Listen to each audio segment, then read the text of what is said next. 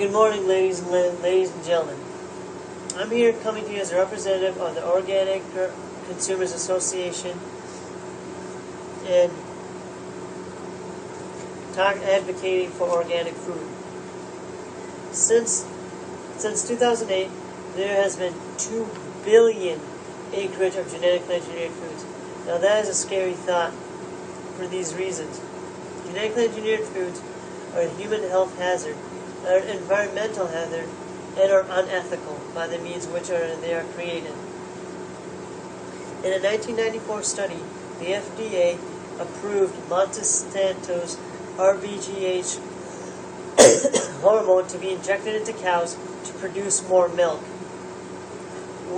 In this milk, though, there was a strand called IGF-1, which is a leading cause of prostate, breast, and colon cancer. In RBGH, the milk has 400 to 500% more potency than regular milk, causing our bodies to grow cancer. And this was done in an article by Ronnie Cummins, our founder and director at Organic Consumers Association.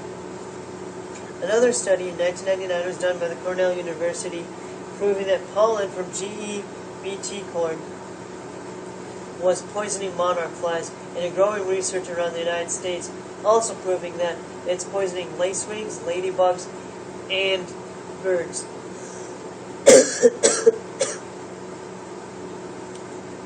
Another research was done by Anthony Lepe in 1999, was a doctorate in experimental pathology from the University of Philadelphia, proving that genetically engineered foods have less phytoestrogen.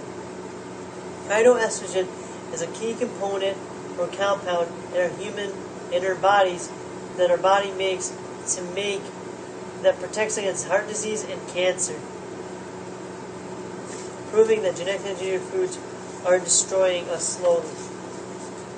Another concern is that it's an environmental hazard. It's genetically polluting our farms.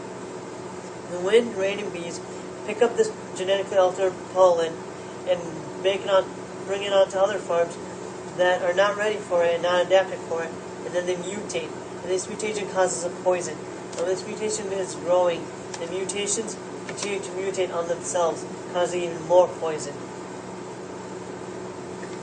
And it is estimated that in the next 10 years, because of this, as a result of this, we will need to use the 3 times more toxic herbicide to kill these bugs that are adapting to our new genetically engineered foods.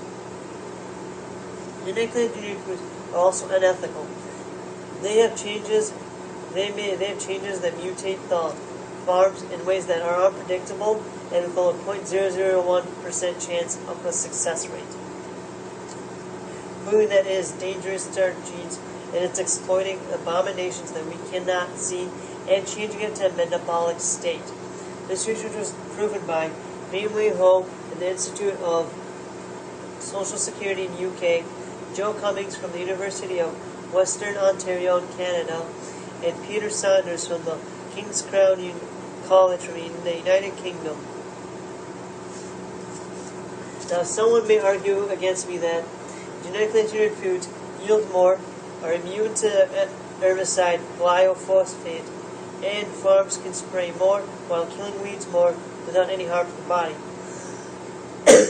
I argue that companies now may monopolize on that fact, and farmers can indiscriminately spray this onto our corn and poison our bodies in our indigestion.